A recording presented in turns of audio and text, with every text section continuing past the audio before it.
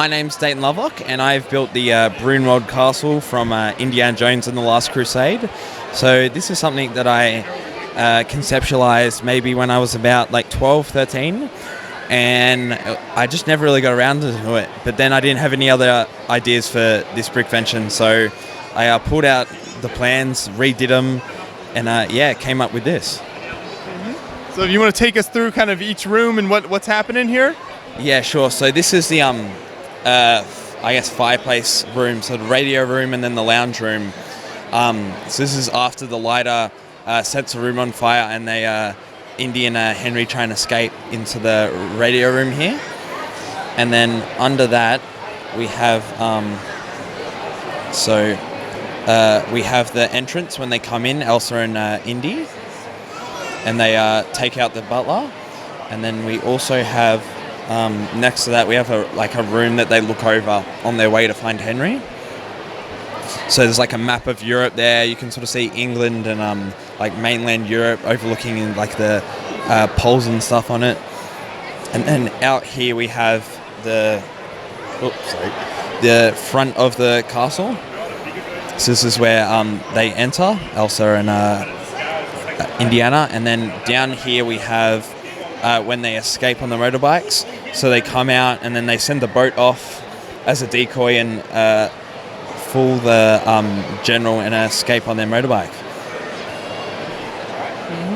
Yeah, so it's a really wonderful build. You've captured all of the outdoor part and the building as well as kind of the interior there.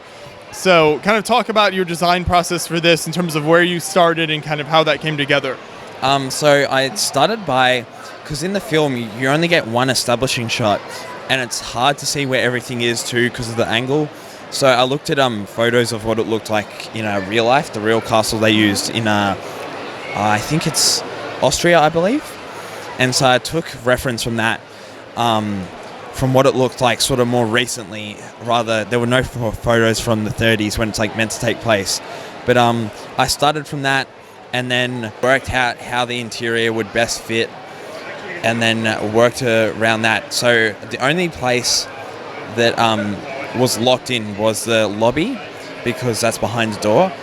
And I decided to put the two rooms on the top so you could see the rotating fireplace, which is unfortunately run out of batteries.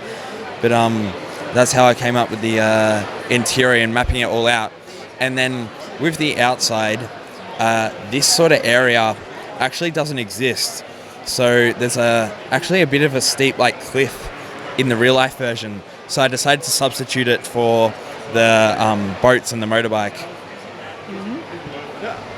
So what do you generally enjoy more of the building here? Kind of the texture, the landscaping on this outside part, or more of the inside architecture building? I preferred the outside because that's what I started first.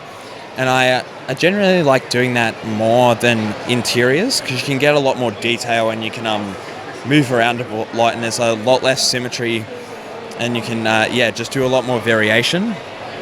But that being said, I do like doing a good interior.